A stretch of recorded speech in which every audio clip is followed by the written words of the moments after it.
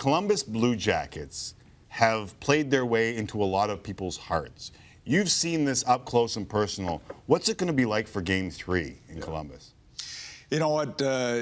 When I was there, it was sold out the first 4 or 5 years, and it was a great atmosphere. I can only imagine, and talking to people in Columbus the last few days, the place is on fire. I mean, there's so much excitement.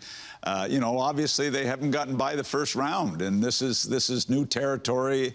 It's a good sports town, obviously, the Buckeyes, the Buckeye State, but they are in love with this team. So it will be wild there. They had a practice where they had the inter-squad game last week. Over 5,500 people showed up for it. People are really very, very excited, and it looks good on them.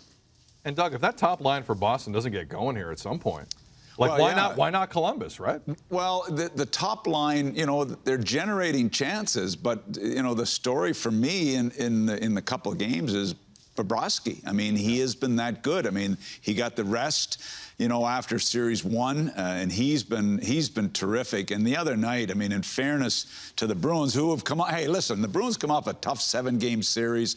I thought the Blue Jackets would be rusty in Game 1. The Bruins would be on emotion, but I thought the Bruins would struggle in Game 2, where it caught up to them a little, and the Blue Jackets would be a little better. I was still pretty pleased with the Bruins' performance. They're a veteran team.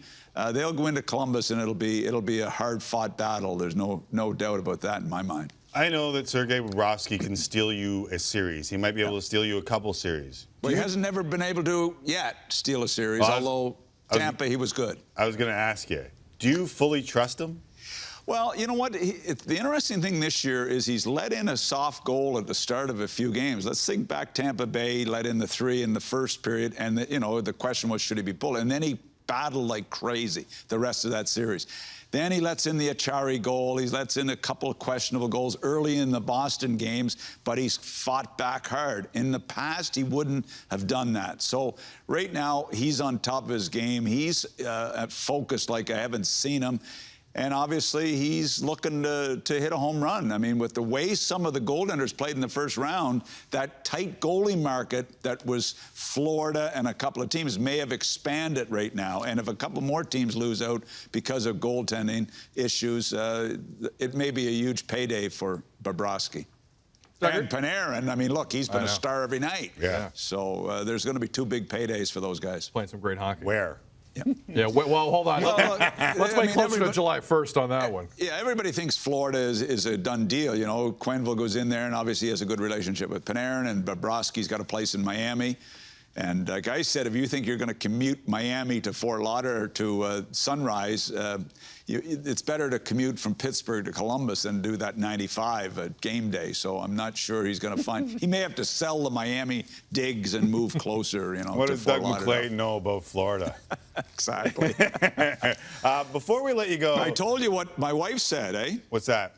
Well, she said, look, you know, if things don't work out with Sportsnet, you know, why don't you get your real estate license and you can sell real estate during, you know, part-time in Florida. And I said, yeah, that's great, honey, and I'll drive Uber at night.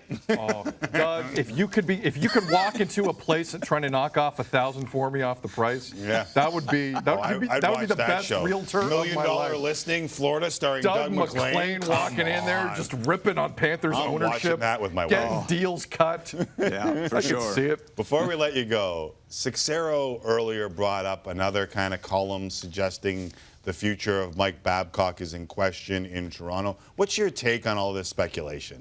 You know what, I don't get it. He's owed probably $12 million because it was front-loaded, the contract. You've got a first-year GM. You know, I don't understand why a first-year GM would fire his coach. I mean, can these two guys, if there's differences, can they not sit down like 2 adults and work this situation out?